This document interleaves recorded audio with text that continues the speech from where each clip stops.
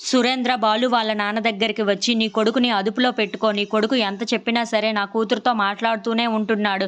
నీ కొడుకుని నువ్వు అదుపులో పెట్టుకుంటావా? లేదంటే నేనంటే ఏంటో చూపించమంటావా?" అని చెప్పేసైతే అంటూ ఉంటాడు. ఆ మాటలు వినగానే అక్కడ ఉన్న బాలు వాళ్ళ నాన్న అయితే, "నా కొడుకుని అదుపులో పెట్టుకుంటాను. కానీ నీ కూతురు ఎందుకు మాట్లాడుతుంది మరి నా కొడుకుతో? అయినా వాళ్ళిద్దరి మధ్యన ఉన్నది ఫ్రెండ్‌షిప్పే అని చెప్పారు కదా! అయినా నువ్వెందుకు వినిపించుకోవటం లేదో నాకు అర్థం కావటం లేదు" అని చెప్పేసైతే అంటూ ఉంటాడు. ఆ మాటలు వినగానే అక్కడ ఉన్న సురేంద్ర మాత్రం, "వాళ్ళిద్దరి మధ్యన ఉన్నది ప్రేమే అని నాకు అర్థమైంది.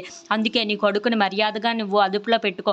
లేదంటే నేనంటే ఏంటో చూపిస్తాను మీకు" అని చెప్పేసైతే అంటూ ఉంటాడు. ఆ మాటలు వినగానే అక్కడ ఉన్న బాలు వాళ్ళ నాన్న అయితే చాలా బాధపడుకుంటూ బాలు దగ్గరికైతే వస్తూ ఉంటాడు. ఇంతలో అక్కడ ఉన్న బాలుని చూసి, "ఏదో పెద్ద ముప్పే వచ్చేటట్లు ఉందిరా బాలు. నాకెందుకో భయంగా ఉంది బాలు" అని చెప్పేసైతే అంటూ ఉంటాడు. ఆ మాటలు వినగానే అక్కడ ఉన్న బాలు అయితే ఒక్కసారిగా షాక్ అయిపోయి, "ఏంటి నాన్న ఏం జరిగింది?" అని చెప్పేసైతే అడుగుతూ ఉంటాడు.